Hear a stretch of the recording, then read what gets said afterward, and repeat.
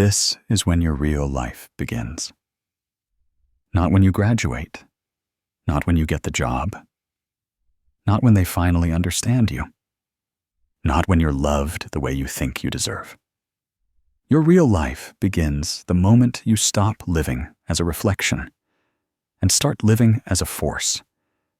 That's what Friedrich Nietzsche understood, that most people don't live. They perform. They obey. They imitate. They chase a script written by someone else. And then one day, they wake up empty. Not because they failed, but because they succeeded at becoming what the world asked of them. They followed the rules. They stayed quiet. They were good. They were safe. And now, they don't know who they are. Because somewhere along the way, they forgot one thing. Your life isn't yours until you choose it. And choosing it means breaking things. It means facing rejection. It means terrifying others with how far you're willing to go for your truth. It means becoming the thing Nietzsche respected most, an individual with the courage to stand alone. But that's hard, isn't it? Because from the moment we're born, we're told that survival means belonging, that success means fitting in, that happiness comes from being chosen by parents, teachers, lovers, society. And so we adapt. We shape-shift. We suppress. We avoid confrontation, bury our opinions, lower our voice. We trade power for peace. We trade selfhood for acceptance. We trade reality for approval. And then we wonder why we're anxious, why we feel fake in rooms full of people, why no amount of success makes us feel real. Nietzsche would tell you exactly why. He who cannot obey himself will be commanded by others. And that's what you've been doing, obeying everything but yourself, obeying your culture, obeying your fear, obeying the expectations that were whispered to you before you ever had the chance to ask, what do I want? But here's the moment, right now, where all of that ends. Because now, you begin. Not the version of you that pleases. Not the version of you that performs. Not the version of you that plays small so others feel comfortable. The real you. The version that disrupts. That questions. That rises. Not because it's safe, but because it's time. And here's the hard truth. Nietzsche would force you to face. Your real life begins where comfort ends, where the masks come off, where the applause stops mattering, where your soul gets louder than your doubt. This doesn't happen automatically. It doesn't happen with age. It doesn't happen just because you're suffering. Plenty of people suffer and never wake up. Plenty of people get older and never grow. Plenty of people say they want change, but spend their whole life avoiding becoming different. You're not here for that. You wouldn't be listening to this if you were. You're here because something inside you refuses to keep playing along. Something inside you, tired of pretending, tired of waiting, tired of living for the approval of people who wouldn't even notice if you disappeared tomorrow. And here's the raw truth Nietzsche would give you, with no sugar on top. You've wasted enough time. Now it's time to reclaim yourself, to stop asking permission, to stop softening your edge, to stop worshiping the comfort that's quietly killing your potential. Because, let's be honest, comfort has lied to you. It told you if you stayed quiet, you'd be safe. It told you if you didn't make waves, you'd be loved. It told you if you avoided failure, you'd be happy. But here you are, exhausted, tense, unfulfilled, not because you risked too much, but because you risked nothing. You stayed where it was warm, where it was easy, where you could predict every outcome. But Nietzsche's truth is this: become who you are. Not who they expect, not who they applaud, not who they can control. Become who you are. And to do that, you must destroy everything that isn't. The fake smiles, the empty small talk, the yeses you gave to avoid conflict, the careers you chose to be responsible, the friends you kept to not be alone. All of it. Because real life, your real life, can't begin while you're still performing in someone else's play. And the moment you stop, the moment you step away from the script, the fear comes, not because you're weak, but because your nervous system has been trained to equate authenticity with danger. Because as a child, being real got you in trouble. Being loud got you shamed. Being different got you labeled. So you learned to shrink. But Nietzsche didn't believe in shrinking. He believed in rising, even if it meant doing it alone, especially if it meant doing it alone. He believed that true life begins not when you're accepted, but when you are willing to be rejected in order to stay true to yourself. And that's where we begin next. What it really means to detach from imitation, to lose the false self, to stand, maybe for the first time, in your own name. Not the name your parents wanted, not the one your followers adore, not the one your partner tolerates. Yours. Because Nietzsche didn't want you to be good. He didn't want you to be nice. He didn't want you to be accepted. He wanted you to be free.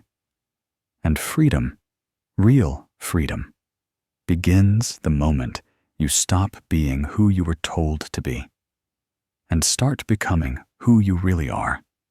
This, right here, is when your real life begins.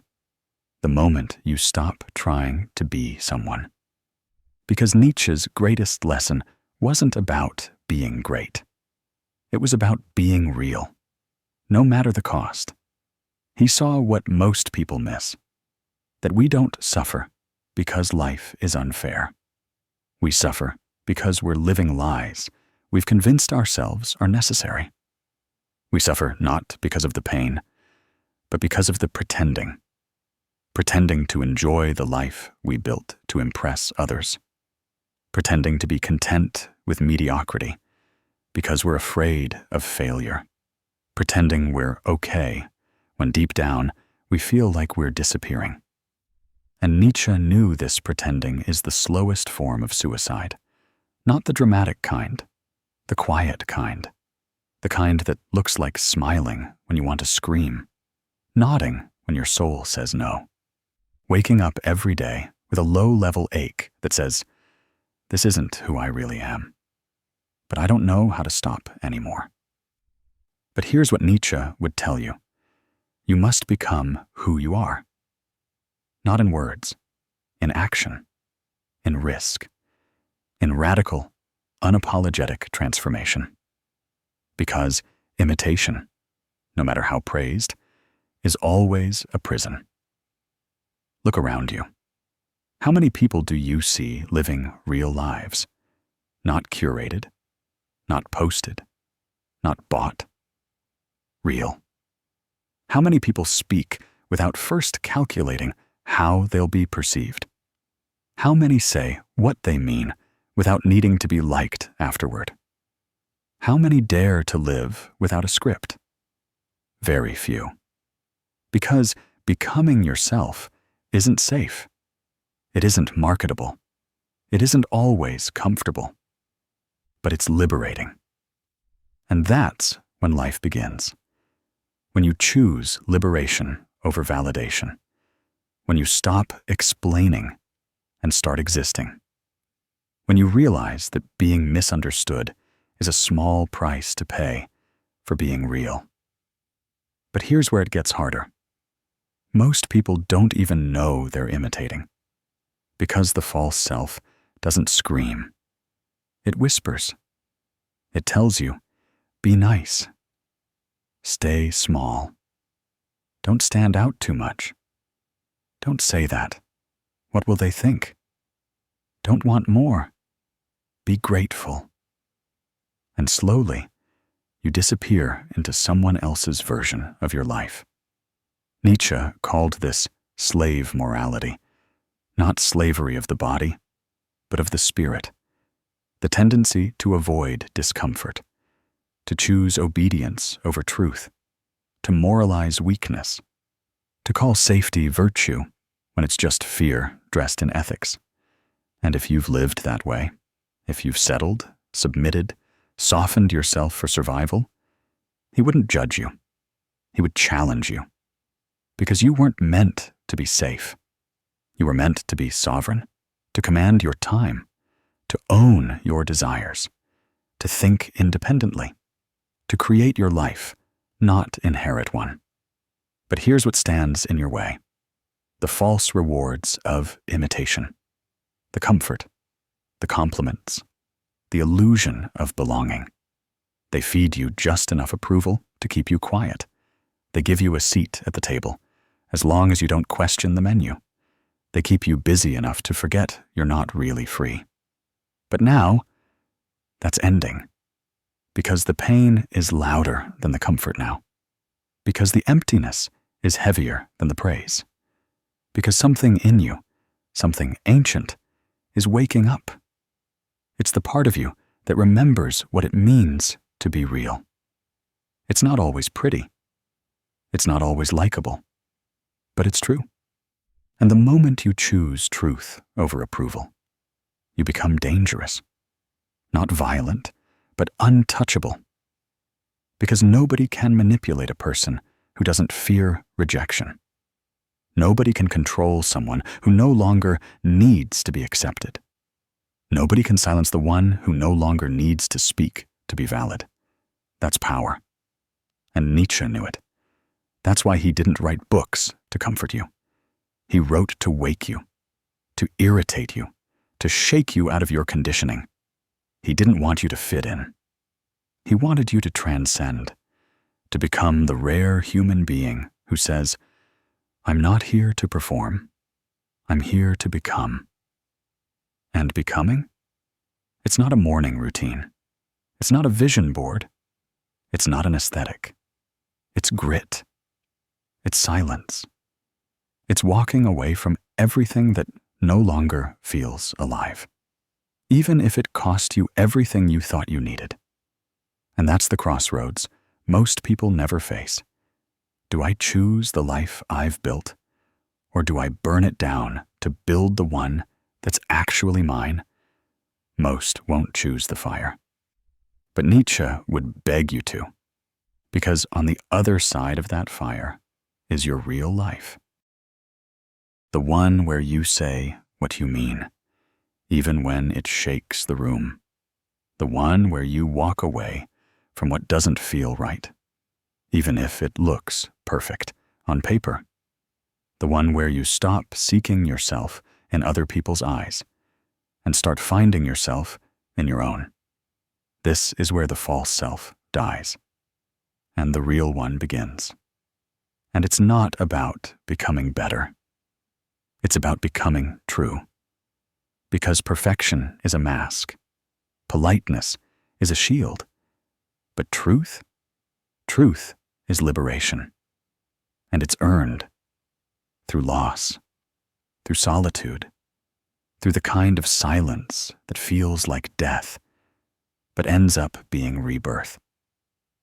Nietzsche said, "The snake which cannot shed its skin must perish." And you're not here to perish. You're here to shed, to step into your own voice, to break your own rules, to become someone so real. The old version of you wouldn't even recognize the new one. And that's what we explore next. What it looks like to truly walk away from imitation and to live not for applause, but from the deep, uncompromised center of your being.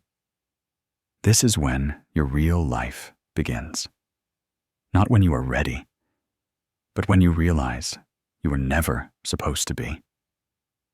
Because if you wait for readiness, you will spend your life preparing instead of living. You will spend your life waiting for permission from a world that never wanted you fully awake in the first place. Friedrich Nietzsche understood this in his bones. He didn't care for preparation. He cared for becoming. And not the becoming that feels good, the becoming that costs everything. Because your real life won't start when you've planned enough. It won't start when it's safe. It will begin the moment you choose to let go of who the world asked you to be and walk fully and deliberately into the unknown. That's the thing about truth. It has a cost. The cost is not money. The cost is certainty. To become your true self, you must give up the life that felt predictable, the one that had just enough comfort to keep you sedated, the one that made you feel almost alive, but not quite awake. And Nietzsche would tell you, that's the greatest risk of all. Not failure, not poverty, not being misunderstood, but staying asleep, wasting your life performing success, while quietly burying the version of you that was never meant to be controlled. Because the moment you become fully yourself, you become a threat to the system, a threat to imitation, a threat to comfort culture, a threat to people who depended on your silence to feel superior. But that's the price of truth. Not everyone gets to come with you. Not everyone will recognize the new you. And that's okay, because you didn't come here to be recognized. You came here to become undeniable. So what does that look like? It looks like waking up one morning and feeling your life doesn't belong to you anymore. It looks like deleting the plan, saying no to things that once made you feel important, saying yes to the things that scare you because they're finally honest. It means walking away from convenience, from empty connections, from versions of yourself that others prefer because they're easier to manage. It means choosing solitude, not as loneliness, but as return. It means facing yourself in the dark and realizing you were never really afraid of the world. You were afraid of what you'd become if you stopped obeying it. Because the world gave you the script. Get the degree, get the job, get the house, be kind, be quiet. Don't question too much. But your soul? It was always too loud for that, too wild, too alive. And Nietzsche, he'd call that your will to power, not the power to control others, but the power to become yourself, fully and without compromise. And when you start living from that place, when you let the false self die, that's when everything changes. Suddenly, you don't crave their approval anymore. You crave depth. You crave silence. You crave space so your thoughts can breathe, so your truth can stretch its arms out again. You become more dangerous, not because you yell louder, but because you've stopped explaining yourself. You don't seek revenge. You don't chase closure. You don't return to people just to prove a point. You simply become someone who no longer tolerates anything that doesn't align. And that's when life begins. because it's yours now, fully, unapologetically, uncompromisingly. Nietzsche said, "No price is too high to pay for the privilege of owning yourself." And the question is, have you paid that price yet? Because if you haven't, life will keep pressing on you. It'll give you signs: discomfort, restlessness, a growing sense that your life is full, but not yours. And eventually, you'll have to choose. Keep obeying a world that doesn't care if you lose yourself, or walk away and risk everything to meet the version of you that's actually alive. That version? They're not scared to be disliked. They don't need to explain their silence. They don't perform for comfort. They speak when it matters. They walk alone, not because no one wants them, but because they no longer need to be wanted. That version is the one Nietzsche wrote for, the one who doesn't chase legacy, but who becomes so real, so utterly themselves, that their mere existence is a revolution. So when does your real life begin? It begins when you stop mistaking acceptance for belonging, when you stop mistaking performance for value, when you stop mistaking obedience for peace. It begins the moment you walk out of the room where everyone knows your name, and go find the room where you know yourself. That moment, it may not be loud, it may not be celebrated, it may not even be understood, but it will be yours. And that's all that matters.